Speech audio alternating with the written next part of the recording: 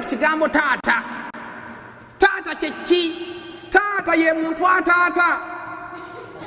Olina kubanga otaata, ota ssente, ota laavu, ota keya, yoyo taata.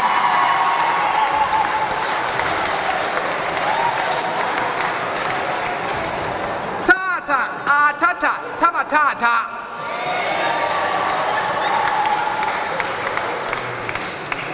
Mwenna bataata abali wano nga muta bane mbakubireko mu ngalo. Bataata abatata tubasabira Mukama abayambe ekooti gy'oyambala esobole okulaga nti wamma mu kooti omwo mulimu omusajja ayitibwa taata. Benaga maama ye maama okumaamira ebizibu ng'enkoko ku magi. Kati amaka nze amaka ngamba nti amaka g'abajulizi nga toli mujulizi tobigenda mu ebyo nga twetereze kuyiwa musaayi. Eri mu Uganda ffe gye tuli nga tugatta abagole nze mbakute ne bagamba tulina bakata ne temuyingiramu si kyangu. Mugenda abantu bangi baagala kuddukayo olina kulumba na mutima. Naye taata afuuka atya? Taata afuuka bw'ati ofuna omukazi n'ozaala omwana nga toli ku hit and run ng'abasajja beeri ewaffe abamu. Omusajja omukazi abakazi babazaalamu n'adduka.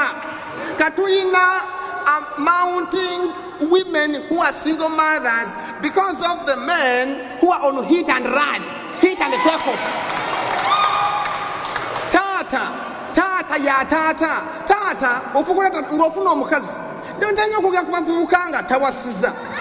Abeera nga tofunye mukazi mu nsi muno, bw'obeera nga toli faaza nga ffe, nga toli musista, mu nsi muno osobola kukola muki? When you are not a priest, if you are not religious, what else can you do? What legacy can you leave? The legacy you can live is by producing kids and raising them up. We are told America ne America yemu ku nsi ezisinga okubeera n'amaka gali fatherless. Why? Kubanga nama bakazi abajja muno mugeza okwefaananya abeeno. Naye njagala bagamba namwe n'abata, all of you here who are not planning to age from here, to retire from here, you need children. Waliwo ebintu byentera okuyigiriza ebigamba ebintu byewejjusa ng'okaddiye. Ekimu ku byo are the children you rejected.